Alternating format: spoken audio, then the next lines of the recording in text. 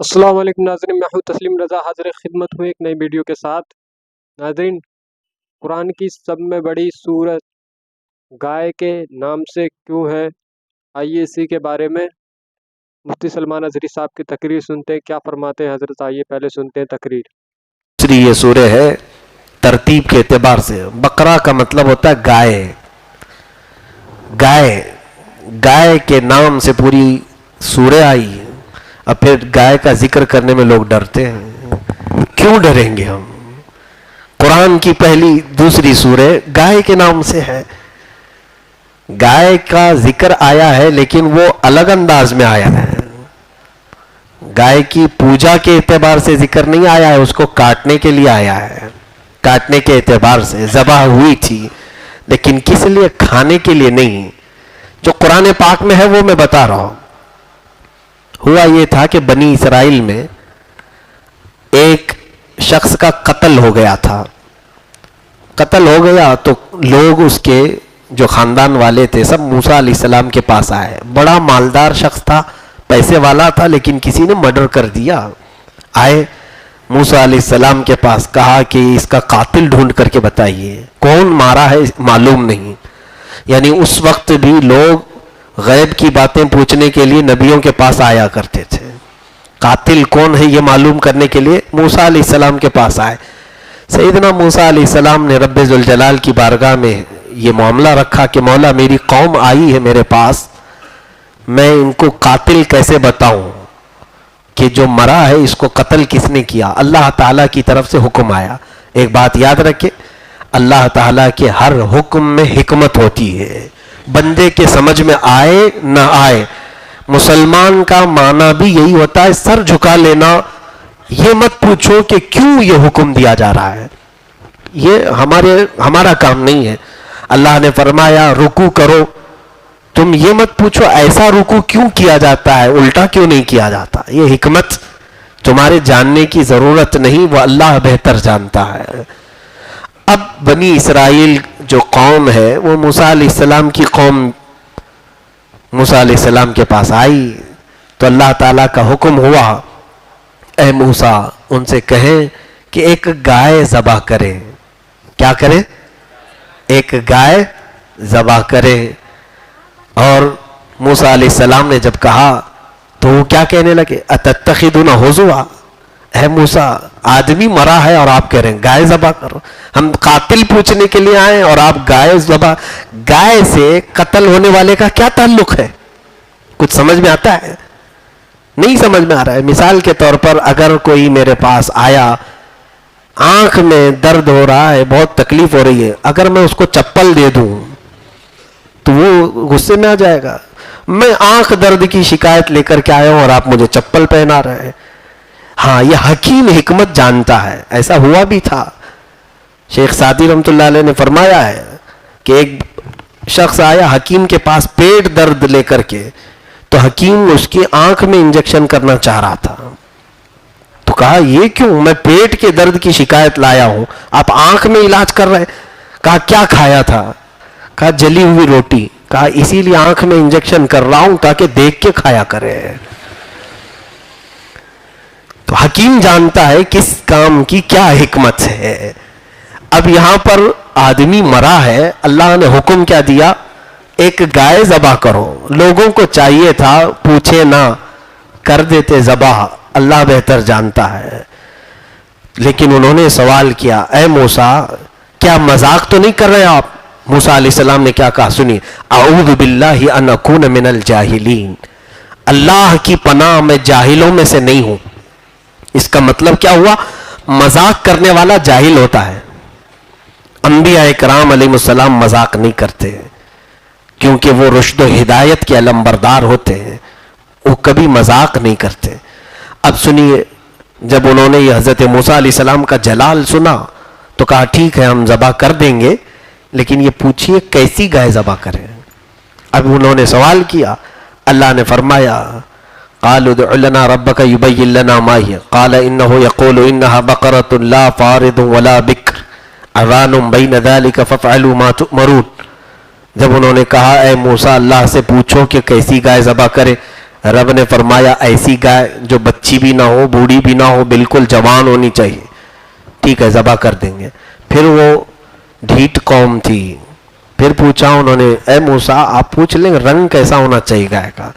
اللہ نے پھر حکم نازل فرمایا, بقرۃ صفراء فاقع لونھا تسر الناظرین, بالکل پیلے رنگ کی گائے ہونا چاہیے, ڈبڈباتی رنگت کی, دیکھنے والوں کو بھا جائے. پیلے رنگ کی گائے دیکھا ہے آپ نے؟ اب حکم آیا ہے, جب پوچھو گے زیادہ تو حکم آئے گا. نیلا بھی ہو سکتا ہے, ہرا بھی ہو سکتا ہے, پیلا بھی ہو سکتا ہے. اب حکم آیا اس پر, ان کو ایک تو جوان گائے چاہیے, دوسری اب پیلی گائے ذبح کرنا ہے. جتنے سوال کرتے جاؤ گے مشکل میں بڑھتے جاؤ گے. پھر ان لوگوں نے کہا, اے موسیٰ ہم کو شبہ ہو رہا ہے, ذرا یہ بھی پوچھ لیجئے وہ گھر والی چاہیے یا کھیت والی چاہیے. اب حکم آ گیا, بقرۃ لا ذلول تثیر الارض ولا تسقی الحرث مسلمۃ لا شیۃ فیہا. اللہ نے فرمایا ایسی گائے جو کبھی کسی کھیتی میں کام نہ کی ہو اور کبھی کسی کے ہاں پلی ہوئی بھی نہ ہو. ایسی گائے ذلول, یعنی وہ کام کرائی ہوئی گائے نہیں ہونا چاہیے اور نہ کھیتی باڑی کی ہوئی جو ہل جوتتے ہیں. تو اب ایسی گائے لے کر کیا ہو. موسیٰ علیہ السلام کے پاس انہوں نے 3 سوال کیے, 3 بار میں اور بڑھا دیے. اللہ تعالیٰ فرماتا ہے کہ فَذَبَحُوهَا وَمَا كَادُوا يَفْعَلُونَ, وہ تو ذبح کرنے والے لکھتے نہیں تھے. جس کو کام نہیں کرنا ہوتا وہ بار بار سوال کرتا ہے, زیادہ پوچھتا وہی ہے جسے کرنا نہیں ہوتا ہے. بہرحال اب ایسی گائے ان کو ڈھونڈنا تھا. اب اللہ کی حکمت دیکھیں, ذبح ہونے والی گائے سے قتل ہونے والے کے قاتل کا کیسے پتہ چلے گا. اللہ تعالی حکمتوں کو ایسے جوڑتا ہے, کبھی کسی کام سے کسی کو نفع پہنچاتا ہے اور اسی کام سے کسی کو ذلیل بھی کرتا ہے. یہ قوم ڈھونڈتی رہ گئی, کوئی گائے کہاں ملے گی ایسی, دنیا میں کوئی گائے ایسے ملے. ہاں, اتفاق ایسا تھا کہ بنی اسرائیل میں ایک نیک شخص تھا, بڑا پرہیزگار تھا, اور اس کے گھر میں ایک چھوٹی سی بچیا, گائے کی ایک چھوٹی سی بچیا تھی. اب اس کو وہ پال رہا تھا اور اچانک بیمار ہو گیا. بیمار ہونے کے بعد اسے ایسا لگا, اس کا اکلوتا چھوٹا سا بیٹا تھا گود میں کھیلنے والا, سوچا میرے بیٹے اور میری بیوی کی پرورش کا ذمہ کون لے گا. اس نے یہ سوچا کہ اب میں بیمار ہوں, موت کے قریب سے قریب جا رہا ہوں, اپنی اس گائے کی چھوٹی سی بچیا کو لے کر جنگل میں آیا اور چھوڑ دیا. کیا کہہ کر کے, اے اللہ میں یہ تجھے دے رہا ہوں, یہ میں تیرے حوالے کر رہا ہوں, میرا بچہ جب جوان ہو جائے تو یہ گائے اسے بڑی کر کے تو لوٹا دینا. یہ توکل کیسا تھا لوگوں کا, یہ یقین کیسا تھا کہ میرا بچہ گود میں کھیل رہا ہے ابھی میری بیوی کے, جب وہ جوان ہو جائے تو اس گائے کو بڑا کر کے تو لوٹا دے. اللہ پر توکل کرنے والے کا صلہ کیا ہوتا ہے یہ بھی سن لیجئے. اللہ اکبر. رب ذوالجلال نے اس گائے کی بچیا کو ایسے پرورش کی, وہ گائے جب بڑی ہوئی, پوری دنیا میں وہ تنہا گائے تھی جو کسی کی کھیتی میں کام نہیں کی تھی, کسی نے اسے پالا نہیں تھا, صرف اللہ نے پالا تھا, خود سے چر کے بڑی ہوئی تھی, اور پھر اس کا رنگ بھی بالکل پیلے کلر کا تھا, اور وہ نہ بہت بچی تھی نہ بوڑھی تھی, بالکل جوان. یہ دنیا میں ایک ہی گائے تھی. وہ شخص تو انتقال کر گیا جس نے اس گائے کو اللہ کے حوالے کیا تھا, انتقال کر گیا. اور پھر کئی سال کے بعد یہ اس کا بیٹا جب جوان ہوا تو اس کی ماں نے کہا, بیٹا تیرے ابا نے ایک گائے کی بچیا کو جنگل میں چھوڑ دیا تھا, اللہ کے حوالے دے کر کے آئے, اور انہوں نے مجھے بتایا تھا کہ جب بیٹا جوان ہو جائے تو اسے جنگل میں فلاں جگہ بھیجنا اور اللہ سے وہ گائے واپس مانگ لینا, اسے مل جائے گی. کتنا یقین تھا ان لوگوں کو. اہل اللہ یہی ہوتے ہیں. جب بیٹا جوان ہوا تو ماں نے کہا بیٹا جا جنگل میں. یہ جوان لڑکا جنگل میں آیا, اپنے صالح باپ نیک باپ کا یہ وارث تھا. اللہ کو یوں ندا دینے لگا, اے رب کریم میرے باپ نے تیری بارگاہ میں ایک چھوٹی سی بچیا چھوڑی تھی اور تیرے حوالے کر کے وہ دنیا سے چلا گیا تھا, اگر وہ گائے اب جوان ہو چکی ہے تو مجھے لوٹا دے. وہ ابھی ہاتھ اٹھا ہی رہا تھا کہ وہ بالکل فربا صحت مند تندرست گائے اس کے سامنے آ گئی. کتنے سالوں کے بعد رب ذوالجلال نے ہو بہو اسی طرح اس گائے کو لوٹایا.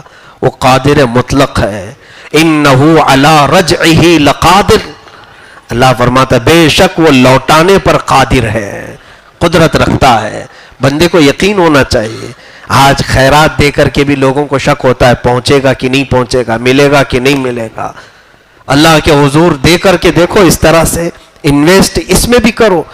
رب ذوالجلال میں تجھ پر یقین کرتے ہوئے یہ چیز تیرے حوالے کر رہا ہوں.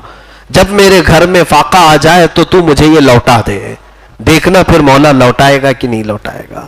یقیناً لوٹائے گا. قرآن کا حکم ہے, جھوٹ نہیں ہو سکتا. وہ گائے مل گئی. وہ نوجوان لڑکا گائے کو لے کر کے اپنی ماں کے پاس آیا. کہا بیٹا فاقے چل رہے ہیں گھر میں, جا بازار میں بیچ آ, لیکن بیچنے سے پہلے جب سودا طے ہو جائے تو مجھ کو ضرور بتانا. بیٹا بھی فرما بردار تھا. باپ جب نیک ہوتا ہے تو اولاد کو کیسا صلہ ملتا ہے, اولاد پر بھی اس کی تاثیر آتی ہے. بازار میں ماں سے پوچھ کر کے گیا کہ کتنی قیمت لگاؤں. ماں نے کہا 6 درہم میں بیچ دینا. 6 درہم میں شاید ان کا مہینہ بھر گزارا ہو سکتا تھا. 6 درہم اس نے قیمت لگائی. بازار 2 حسین نوجوان آئے. انہوں نے کہا گائے بڑی اچھی ہے, کتنے میں بیچو گے؟ اس نوجوان نے کہا 6 درہم میں. بھاؤ تاؤ ہوتا ہے نا, تو سامنے والوں نے کہا ہم 12 میں خریدیں گے, دو گے؟ گاہک کم میں پوچھتا ہے کہ زیادہ میں؟ کم میں پوچھتا ہے. لیکن اس نوجوان بچے سے ڈبل میں پوچھ رہے ہیں خریدار. کوئی ایسا ہوتا جو لالچ بھری ہو, جلدی سے اسے پکڑا کر کے 6 اپنے رکھ لیتا, 6 ماں کو دے دیتا. لیکن اس بچے نے کہا نہیں, میں پہلے اپنی ماں سے پوچھ کے آؤں گا. ماں نے 6 درہم میں بیچنے کے لیے کہا تھا, اب تم 12 درہم لگا رہے ہو, میں پہلے بار پوچھ کر کے آؤں گا. آیا اور کہا ماں میں تو 6 میں بیچنے کے لیے نکالا ہوں گائے کو, لیکن خریدار 12 میں پوچھ رہے. ماں نے کہا چلو ٹھیک ہے, اب 12 میں اس کی قیمت لگا دو. گیا بازار میں, 12 کی قیمت جب لگایا اس کی, تو پھر 2 نوجوان اس کے پاس آئے. کہا گائے بڑی اچھی ہے, کیا ہمیں یہ 24 میں دے دو گے؟ ڈبل کر دیا انہوں نے. اس بچے نے کہا نہیں, میں پہلے اپنی ماں سے پوچھ کر کے آؤں گا اور اس کے بعد پھر بیچوں گا. ماں کے پاس پھر آیا اور کہا عجیب حال ہے ماں, میں 12 میں بیچنا چاہتا ہوں لیکن خریدار 24 میں پوچھ رہا ہے. ماں نے کہا بیٹا وہ عام خریدار نہیں ہے, شاید اللہ کی طرف سے بھیجا ہوا کوئی فرشتہ ہے. اس بار آئے تو اسے پکڑ لینا اور پوچھ لینا اس گائے کی میں کیا قیمت لگاؤں, آپ ہی بتا دیں. ہو یہ اہل اللہ تھے, اللہ والے لوگ, وہ جانتے تھے. اس بار جب یہ نوجوان بازار میں آیا تو پھر وہ خریدار آئے, نوجوان انسانی شکل میں. تو اس نوجوان بچے نے ان کو پکڑ لیا اور کہا میری ماں نے بتایا ہے کہ اب آپ ہی اس کی قیمت بتا دیں. انہوں نے کہا اے بندے ہم اللہ کی طرف سے آئے ہوئے ہیں, اس گائے کی قیمت 6 درہم 12 درہم نہیں, تو ابھی انتظار کر. ایک قوم آئے گی اس گائے کو ڈھونڈتے ڈھونڈتے, ان کی سخت ضرورت ہے اس گائے کی, ان کی سخت ضرورت ہے اس گائے کی, تو قیمت کیا لگاؤں؟ انہوں نے کہا قیمت میں تم کہنا اس گائے کی کھال چھیل کر کے اس کی کھال میں جتنا سونا اور چاندی بھر جائے وہ اس کی قیمت ہے. تو اس نوجوان نے کہا اتنی قیمت دیں گے؟ وہ کہاں دیں گے, ضرور دیں گے. وہ غائب ہو گئے. یہ نوجوان بازار میں تھا, وہ بنی اسرائیل جنہوں نے پوچھ پوچھ کر کے ایسی گائے بنا لی تھی, پیلی چاہیے اور کھیتی باڑی کی ہوئی چاہیے کہ نہیں چاہیے. اب جب آئے پوری دنیا کی چھان مار کر ایک گائے انہیں نظر آئی. کہا بالکل وہی گائے ہے جس کا ذکر موسیٰ علیہ السلام نے فرمایا اور ان کے رب نے حکم دیا ہے. جلدی سے آ کر کے انہوں نے پوچھا کہ بچے گائے کتنی کی ہے؟ تو سنبھل کر کے اس نے ریٹ بتایا کہ گائے تم سب کو خریدنا ضروری ہے. کہا ہاں, ہم یہاں سے اس وقت تک نہیں جائیں گے جب تک تو بیچے گا نہیں. کہا میرے گائے کی قیمت یہ ہے کہ اس کی کھال بھر کر سونا اور چاندی آ جائے. ظاہر سی بات ہے دنیا میں ایک ہی گائے تھی, اس کی قیمت بھی تو ہونی چاہیے. تو وہ منہ بسور کر کے رہ گئے. کہا ارے بھائی اتنا بھی تو زیادہ نہ کرو, ظاہر سی بات ہے اب اللہ کا حکم تھا, ایک طرف ایک صالح گھر کو اللہ نفع پہنچا رہا ہے اور ایک ضدی قوم کو ذلیل بھی کر رہا ہے اسی ایک چیز کے ذریعے سے.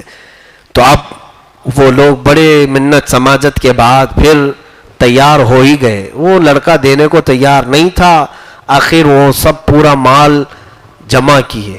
کون سا مال جانتے ہیں؟ جو قتل ہو چکا تھا بیچارہ, بڑا مالدار آدمی تھا, اس کا قاتل معلوم کرنا تھا. کون ہے قاتل؟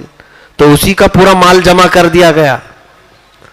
جس کا مرڈر ہوا ہے اس کا پورا مال جمع کیے تو وہ گائے کی کھال بھر کر کے ہو گیا سونا چاندی. اب جمع کر کے اس کو دیا گیا, اس بچے نے دے دیا, لے جاؤ گائے. اب گائے کا کرنا کیا تھا؟ اتنی مہنگی گائے, بہت مہنگی گائے تھی.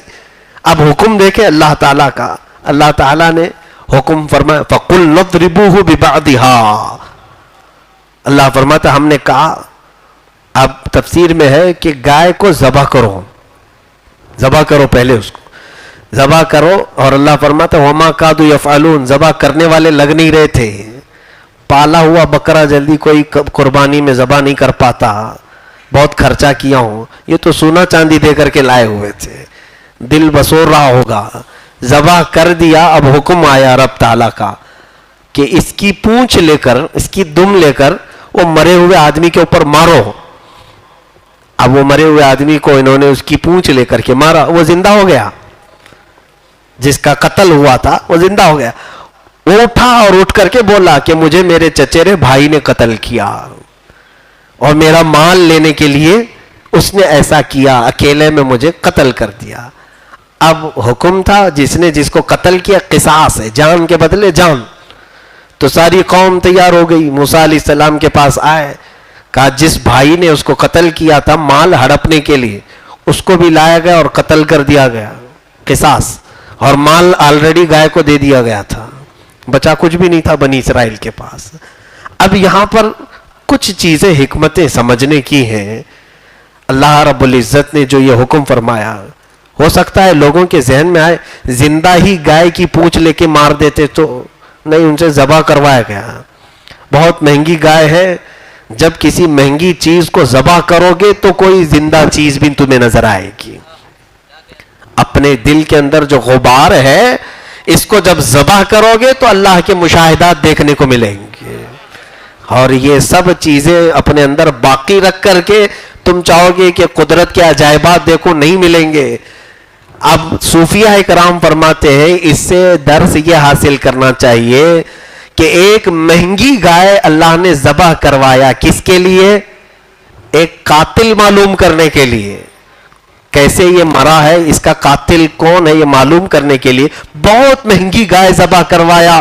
صوفیہ کرام فرماتے ہیں اے بندے, اگر تو بھی یہ دیکھنا چاہے کون تجھے آج ذلیل کیا ہے, کون تجھے آج گمراہ کر رہا ہے, کون ہے وہ جو تجھے گناہوں پر لے جا رہا ہے, کون ہے جو تیرے دل کو مردہ کیا ہوا ہے, اس کو جاننا ہے, تو پھر تم اپنے لیے جو بہت کچھ مہنگے گناہ جمع کر کے رکھے ہو ان کو ذبح کرو, تمہارا قاتل خود معلوم پڑ جائے گا. تمہیں کون گمراہ کر رہا ہے وہ ابلیس لعین سامنے نظر آئے گا. لیکن پہلے اپنی خواہشات کو قتل کرنا ہوگا. تو یہ جو گائے کا ذکر آیا ہے جس کے ذبح کرنے کے بعد قاتل کا پتہ چلا, اس لیے اس سورے کا نام کیا ہوا ہے؟ سورہ بقرہ, گائے والی سورہ ہے. بہرحال